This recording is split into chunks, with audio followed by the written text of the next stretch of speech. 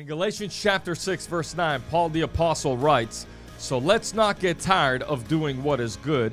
At just the right time, we will reap a harvest of blessing if we don't give up." Verse 10, "Therefore, whenever we have the opportunity, we should do good to everyone, especially to those of the household of faith." Now, I was at a church a few months ago where a young man began to share a brief testimony about doing the right thing. Now, I know sometimes we think, well, no one will know about it, and instead of doing things the right way, sometimes we try to see if we can get away with giving only 50% of our effort. But let me remind you that you will never go wrong for doing the right thing and giving 100% of your effort all the time. Don't ever get tired of doing what is right, especially when you think that no one is watching. We shouldn't want to do or just do what is right because someone is watching.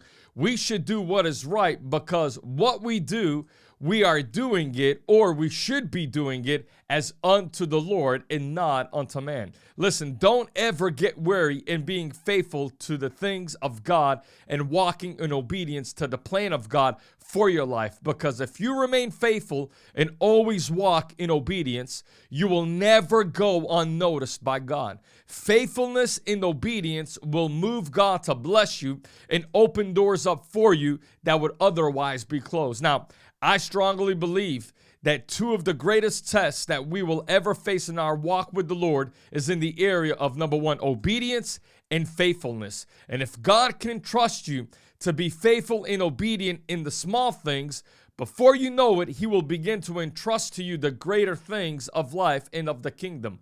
All of us want to be entrusted with great things, but it begins by being faithful in the small things, even with those so-called small assignments that God has for us to do.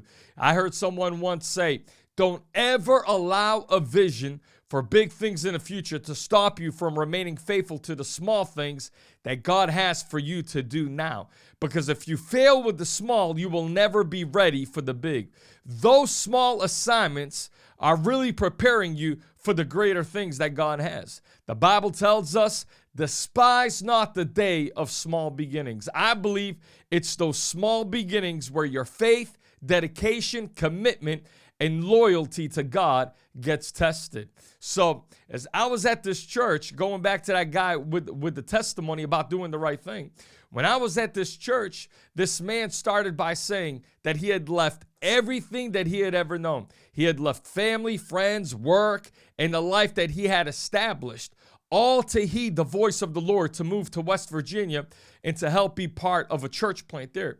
And as he found a job and started helping out in the church with whatever it was that was needed, he said that he had caught on to the revelation that everything that he does at church or at work should be done as he is doing it unto the Lord and not to man. Whether he was getting paid for it or not, he had this understanding, everything I do should be done as I'm doing it unto the Lord. So he went to explain that because of COVID, he never had to deal with customers on a one-on-one level, and that a lot of his work was done based on integrity.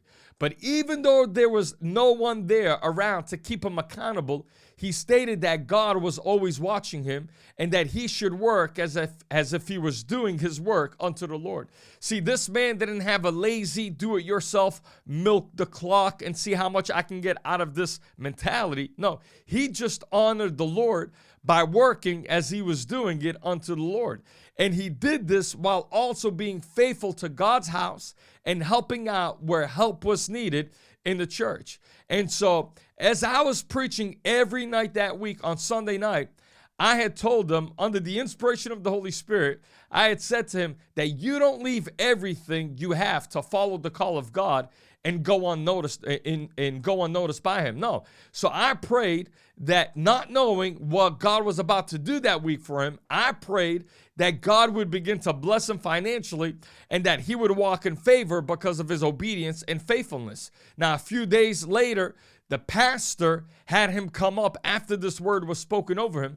The pastor had him come up and share what the Lord had done for him that week. And his testimony was that out of all of his co-workers, he had been with the company the least amount of time. Some of the guys that he was working with had been with the company for 10, 12, 15 years. But when it was time for someone to be promoted, his boss decided on Monday, which was the day after he received the word, his boss decided on Monday that he was going to give him the lead position of the company that came with better pay. His co-workers, who had been there much longer than him, had seniority, they had more years of experience, but yet they were overlooked for the lead position. And because the blessing of God was upon this young man, because he had been faithful to do his job as he was doing it unto the Lord, and he didn't cut corners like everyone else did, but he always did the right thing, whether people were watching or not, God promoted him. You see, when you do the right thing because it's the right thing to do and not just because someone is watching, God's favor will overtake you and bring you to places that you don't have the qualifications for. When you do the right thing and work as you are working unto the Lord, you will never go unnoticed by God, and his blessings will always follow you. So today, my friend, let me close this broadcast by saying this. Make this your goal, to always do what you do as you're doing it unto the Lord.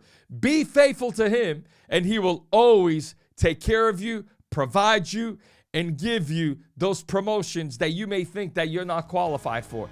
God is a good God. So everything you do, do it as unto the Lord, and watch the blessings of God overtake you in Jesus' mighty name.